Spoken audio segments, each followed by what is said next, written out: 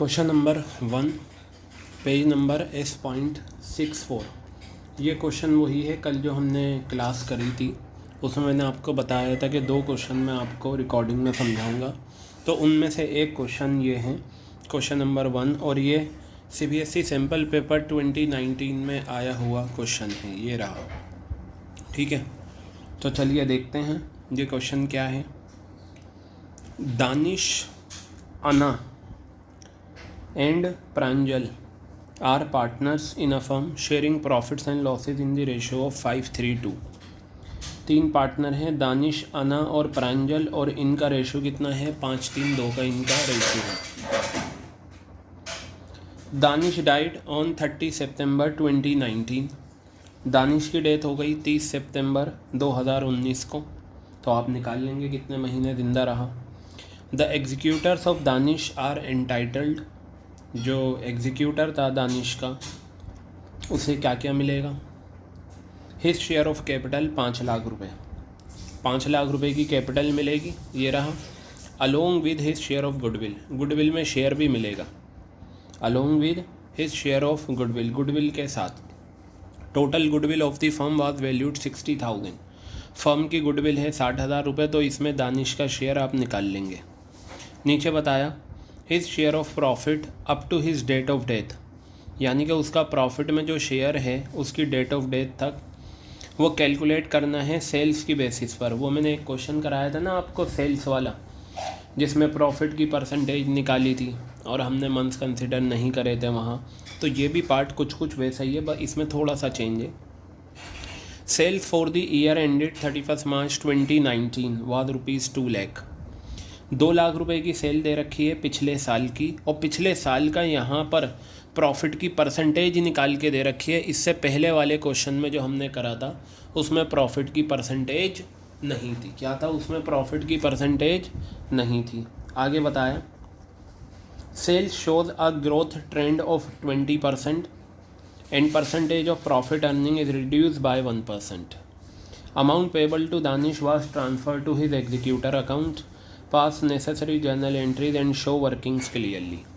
चलिए सबसे पहले तो हम क्या करते हैं, इस क्वेश्चन की इन्फॉर्मेशन लिख लेते हैं और फिर इसे हम क्या करेंगे, सॉल्व करेंगे। ये रहा आपके सामने सॉल्यूशन। क्वेश्चन नंबर 1 है ये, और ये पेज नंबर S.64 पर है। इसमें आपको दे रखा है दानिश, दानिश के साथ कौन है? अना, और अना के साथ कौन है? प्रांजल।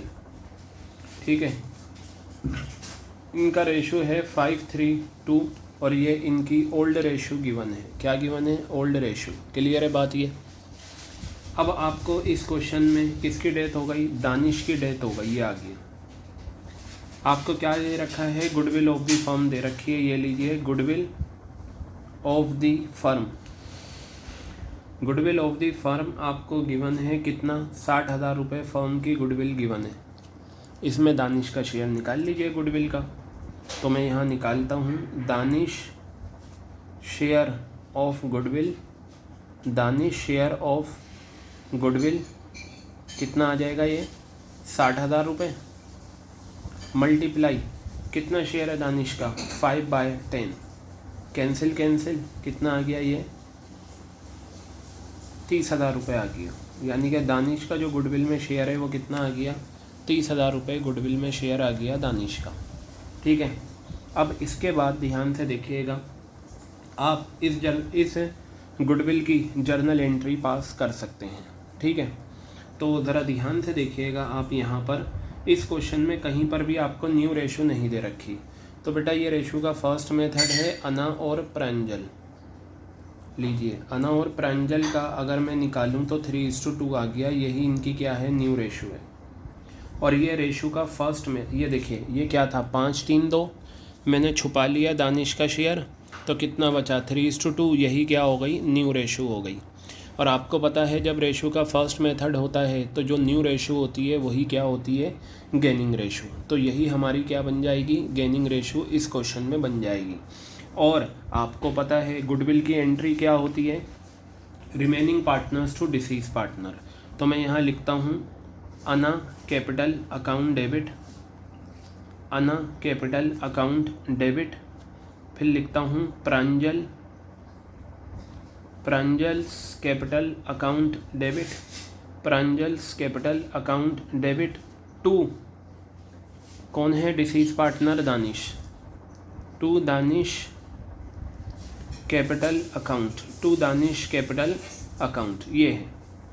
तो अना का कितना शेयर, दानिश का शेयर कितना है, 30,000 रुपये, मैंने यहाँ ये लिखा।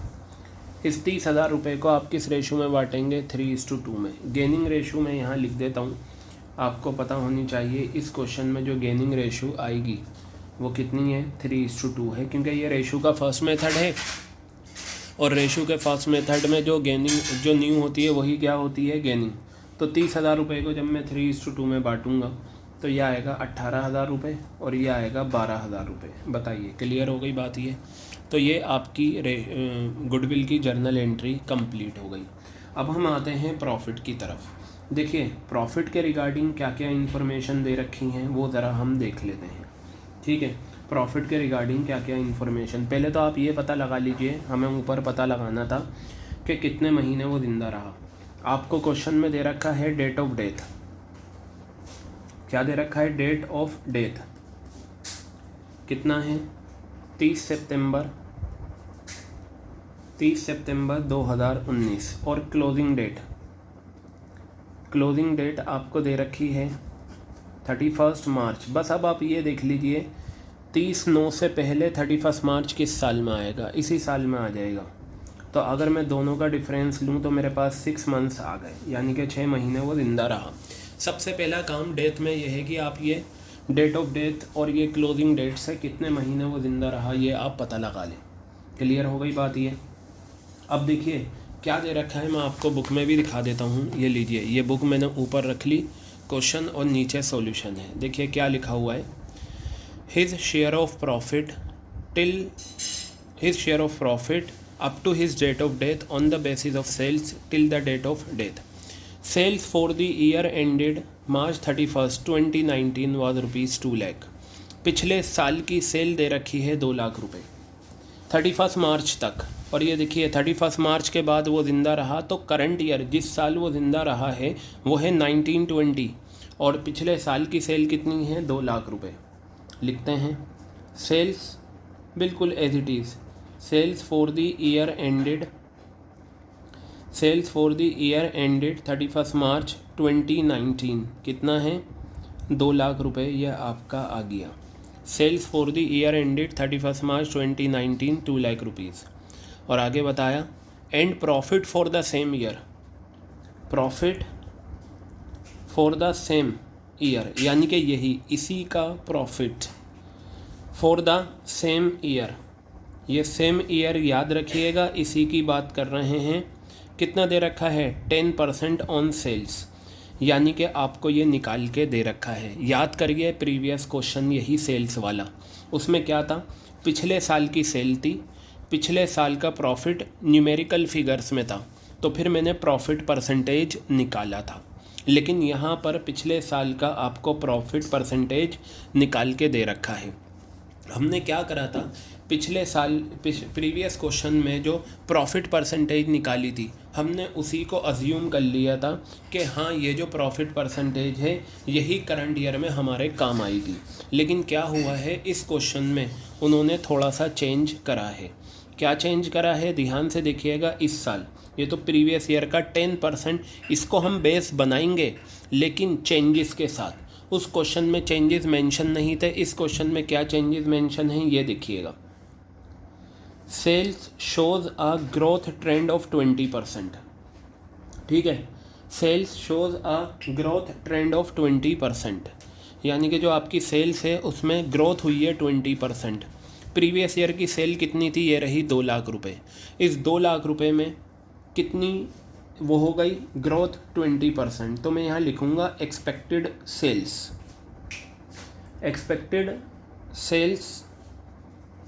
After 20% growth. 20% ग्रोथ के बाद, चलिए देखिएगा 20% ग्रोथ के बाद कितनी हुई है एक्सपेक्टेड सेल्स, 2 लाख रुपए तो आपका है। इसमें 20% और ऐड कर दो इसी का 2 लाख का। तो अगर आप 20% लेते हैं 2 लाख का तो आपका आंसर आ जाएगा ये और ये कैंसिल, कितना आ गया ये आपका 2 लाख रुपए ये आ गया और 40,000 ये आ गया आपका। ठीक है, 2,40,000 रुपये आपकी एक्सपेक्टेड सेल्स आ गई। क्लियर है बात। अब आगे आ जाइए। कहा and percentage of profit, previous year की परसेंटेज कितनी है 10%। कहा and percentage of profit earning is reduce by 1%। ठीक है, प्रॉफिट परसेंटेज जो है वो क्या हो गई, कम हो गई 1% से। तो बस ये 2 नई बातें आपको यहाँ पर दे रखी थी और हमने चेंजेस के साथ ले ली।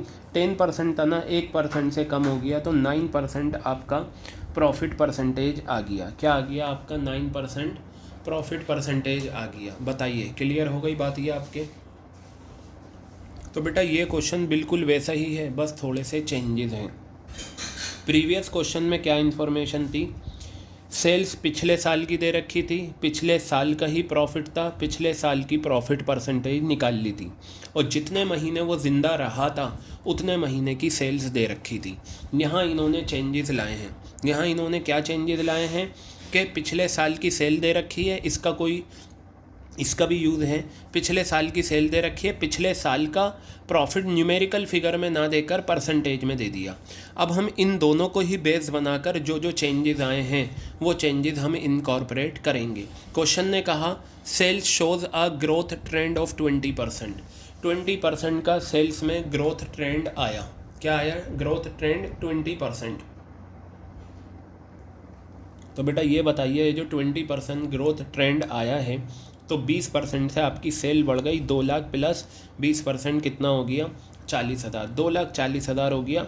और क्वेश्चन ने साफ कहा है and percentage of profit earning is reduce by 1%। और प्रॉफिट परसेंटेज जो है वो 1% से कम हो गई। प्रॉफिट परसेंटेज 1% से कम हो गई तो 9%। बस अब आप निकाल लीजिए कि उसने कितना प्रॉफिट कमाया। कौन था इस क्वेश्चन में, दानिश। मैं यहाँ लिखता हूँ Danish share of profit, Danish share of profit. चलिए देखिए कितनी सेल्स है दानिश, ये जो एक्सपेक्टेड आई है, अब जो नई वाली आई है चेंजेस के साथ लेंगे। 2 लाख रुपए तो प्रीवियस ईयर की सेल थी, लेकिन करंट ईयर में जितने महीने ज़िंदा रहा उतने महीनों में ये चेंजेस आए। तो हम चेंजेस वाली फिगर लेंगे। 2,40,000 रुपये देखिए आपकी सेल्स है और प्रॉफिट की परसेंटेज है 9%। कितना है प्रॉफिट की परसेंटेज, 9%। 1 मिनट, यहाँ पर मुझे दानिश शेयर ऑफ प्रॉफिट, ये देखिए इतना मैं अगर मल्टीप्लाई करता हूँ तो मेरे पास, ये बताइए मेरी सेल्स कितनी है, 2,40,000 है या नहीं। 2,40,000 ये जो सेल्स है ये पूरी फर्म की है और 9% जो है ये पूरी फर्म का प्रॉफिट का परसेंटेज है। अगर मैं 2,40,000 को 9% से मल्टीप्लाई करूँगा तो ये फर्म का प्रॉफिट आ जाएगा। क्या आ जाएगा, इस जितने महीने ये फर्म का क्या आ जाएगा, प्रॉफिट। अगर मैं दानिश का शेयर निकालने के लिए दानिश के शेयर से मल्टीप्लाई करूँगा और दानिश का शेयर कितना है 5/10। अगर आप इस फिगर को देखो तो ये निकल कर आए, देखो ये 9/100 दानिश का शेयर नहीं है,